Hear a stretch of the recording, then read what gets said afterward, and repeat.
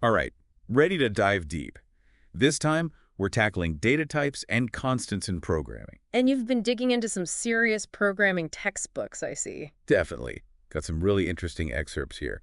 But to be honest, I'm feeling a little overwhelmed. It's like, where do you even begin with all this stuff? Well, the beauty is, no matter how complex a program gets, it all boils down to these fundamental concepts. Think of them like the building blocks. Okay, yeah, I can see that. So, like, what kind of building blocks are we talking about here? Let's start with data types, the heart of it all. All right, data types, got it. And I Yeah. see you pulled 2.13.pdf. Right, this one's key. It's got this table, see?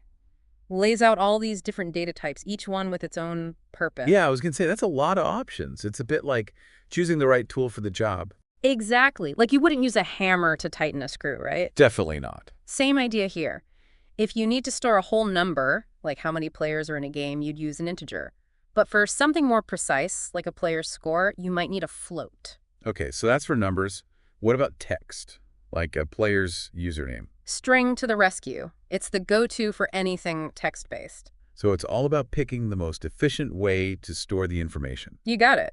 Now imagine you're storing a whole bunch of high scores, one for each player. Okay, so a whole list of numbers.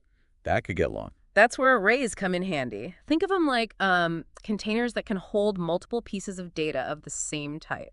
All right, so that's how we organize our data. What about constants? They seem pretty important, too, from what I'm reading in 2.12 PDF. Absolutely. Constants are your fixed values. They never change. So something like the speed of light. Yeah. But that's not going to be different every time you run the program. Exactly. And having that value set as a constant keeps things consistent and predictable within your code. And I think they use all caps for constants, like speed of light. Could I? That's a convention to make them easily identifiable, a little visual cue for clarity. Makes sense. So we've got our ingredients, our data types, and our fixed values, our constants. But how do they all work together in a real program? Let's say you're programming the timer for a game, and you want the maximum time limit to be 60 seconds. You could define a constant max time as an integer with a value of 60. So no matter what, the game can't go longer than 60 seconds because that constant is setting the limit. Exactly. It's like a hard rule baked right into the code. Wow, that's actually pretty cool. It's like having these built-in safeguards and rules. Yeah. So as someone who's just starting out, how does understanding these basic concepts help me in the long run? Think of data types and constants as the grammar and vocabulary of programming. They might seem simple, but they're the foundation for everything else you'll learn. So once I have the grammar and vocabulary down, I can start writing my own sentences and stories, so to speak. Precisely.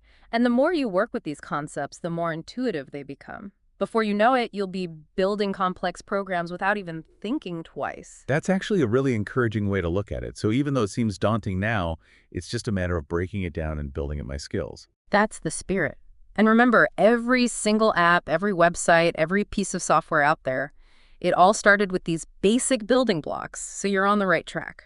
Wow, when you put it that way, it's pretty amazing. I'm definitely feeling more motivated to keep exploring this world of programming now. Thanks for breaking it down so clearly. Anytime. Remember, the most complex structures are built upon a foundation of simple, well-defined elements. You've got this.